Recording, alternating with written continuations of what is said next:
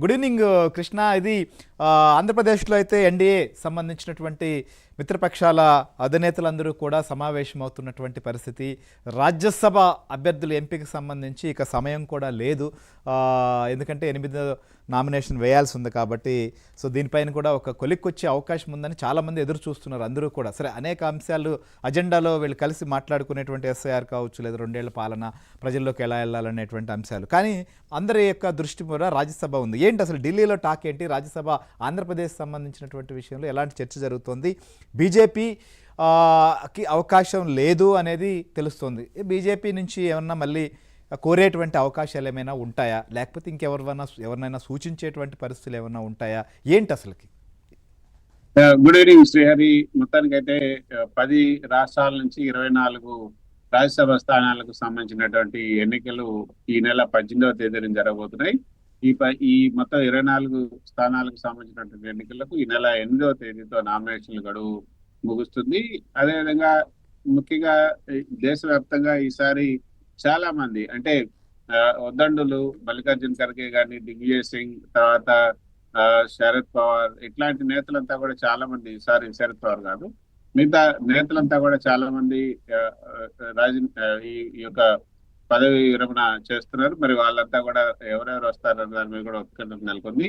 అయితే ఏపీలో ప్రధానంగా 4 రాజ్యసభ స్థానాలు, ఈ 4 రాజ్యసభ స్థానాలలో ఎవరెవరు రాబోతున్నారు అన్న దాని మీద అయితే ప్రధానంగా ఢిల్లీలో కూడా చర్చ జరుగుతుంది. ఎందుకంటే అక్కడ కూటమి మొత్తం భారీ మెజార్టీ 164 సీట్లు గెలుచుకుంది. ఈ 4 స్థానాలు కూడా వాళ్ళకే రాబోతున్నాయి. ఇప్పుడు ఖాళీ అవుతున్న 4 స్థానాల్లో కూడా 3 వాళ్ళే ఉన్నారు, అంటే వైసీపీ ఎంపీలు.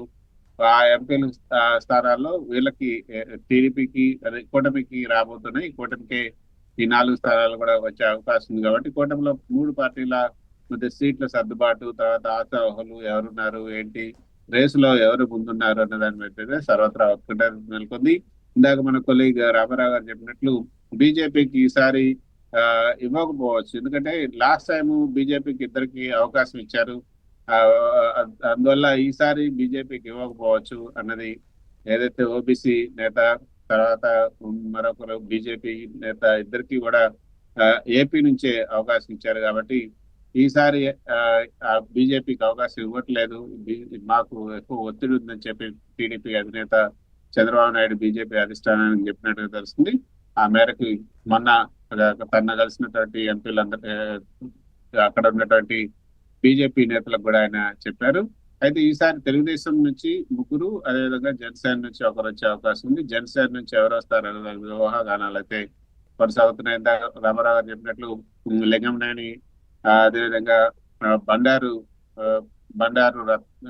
నరసింహారావు, ఆయన పేరు కూడా అంటే మైటాసు చెందినటువంటి బండారు నరసింహారావు, ఆయన గతంలో కూడా పార్టీకి పనిచేశారు. జనసేన సంబంధించి జనసేన అధినేత పవన్ కళ్యాణ్ కూడా దగ్గర, కాపు సామాజిక వర్గానికి సంబంధించినటువంటి వ్యక్తి కాబట్టి ఆయన పేరు కూడా బాగా వినిపిస్తుంది. వీళ్ళిద్దరిలో ఎవరైనా ఒకరిని ఈ రోజు ఖరారు చేసే అవకాశం ఉంది. ఇక తెలుగుదేశం పార్టీకి సంబంధించి మొన్న మహానాడులో మహిళా కోటా కూడా 33% మహిళా రిజర్వేషన్ ఇస్తా అన్నారు. కాబట్టి ఈసారి మహిళలకు ఎవరికైనా అవకాశం, వచ్చే ఎన్నికల్లో కదా పోటీకి అవకాశం ఇస్తామని 33%, మళ్ళీ ఇక్కడి నుంచే అంటే చట్టసభల్లో పోటీ అన్నారు. కానీ దాన్ని ఇప్పటి నుంచి అమలు చేస్తే బాగుంటుంది, మన చిత్తశుద్ధి తెలుస్తుంది అని కూడా కొంతమంది చెప్తున్నట్లుగా ప్రచారం జరుగుతుంది. అంటే ఎప్పుడో జరగబోయేదానికి ఇప్పుడు చెప్పుకోవడానికి మధ్యలోనే పార్లమెంట్ లో కూడా చట్టం వచ్చే అవకాశం కూడా ఉంది. కాబట్టి ఈ క్రెడిట్ ముందే మనం తీసుకోవాలంటే ఇప్పుడు మహిళలకి ఈ 4లో ఒకరికి మహిళలకు ఇవ్వాలని కూడా పట్టుబడుతున్నారు. సుచిత్ర ఎల్లా, ఏదైతే భారత్ బయోటెక్ ఎండి సుచిత్ర ఎల్లా పేరు దాదాపు ఖరారైందని ఒక మాట వస్తుంది. మహిళా కోట అయితే మరి ఆమెకి ఇస్తారా చూడాలి. మిగతా వాటిల్లో సానా సతీష్ పేరు అయితే దాదాపు ఖరారైంది. ఎందుకంటే ఇప్పుడు జనసేన పార్టీ నుంచి కూడా కాపులకి ఎవరికి ఇవ్వకపోతే, అంటే కాపుల్లో బండారు నరసింహారావు కనుక కాపు ఆయన సామాజిక వర్గం, ఆయన కనుక ఇవ్వకపోతే ఇక్కడ సానా సతీష్ కి కన్ఫర్మ్ అవుతుంది.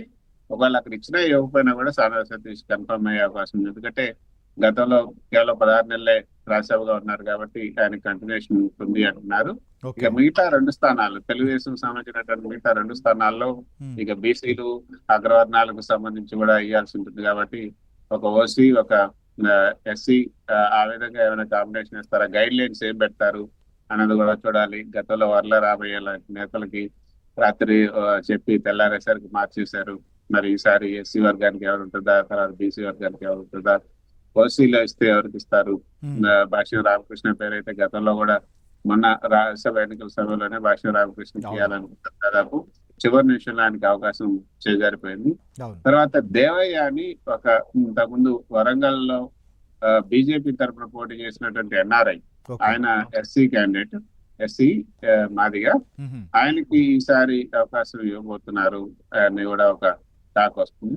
మరి ఎస్సీ కేటగిరీలో దేవయ్య, తర్వాత ఓసీ కేటగిరీలో రామకృష్ణ, భాష్య రామకృష్ణ, లేకపోతే ఖమ్మంపాటి రామ్మోహన్ రావు, ఆయన పేరు కూడా బాగా వినిపిస్తుంది. పార్టీకి ఇప్పటి వరకు కూడా పార్టీని అంటిపెట్టుకోవడం, పార్టీకి సేవలు చేయడం రామారావు కాలం నుంచి కూడా ఉన్నారు. ఒకసారి ఆయనకి అవకాశం ఇచ్చారు, మిగతా వాళ్ళందరూ కూడా 2 సార్లు అవకాశం ఇచ్చారు కొంతమందికి, కానీ ఆయనకు ఒకసారి అవకాశం ఇచ్చారు. ఈసారి నాకు ఇవ్వాలని కూడా ఆయన పట్టుబడుతున్నారు. చూడాలి పార్టీలో సీనియర్లు, జూనియర్లని, మహిళల్ని, తర్వాత సామాజిక వర్గాల్ని ఏ విధంగా మేనేజ్ చేయబోతున్నారు, ఏ విధంగా సమతుల్యం చేయబోతున్నారు అని కూడా చూడాల్సి ఉంటుంది. ఈ రోజు మధ్యాహ్నానికి మనకు ఒక క్లారిటీ వచ్చే అవకాశం అయితే ఉంది. రైట్.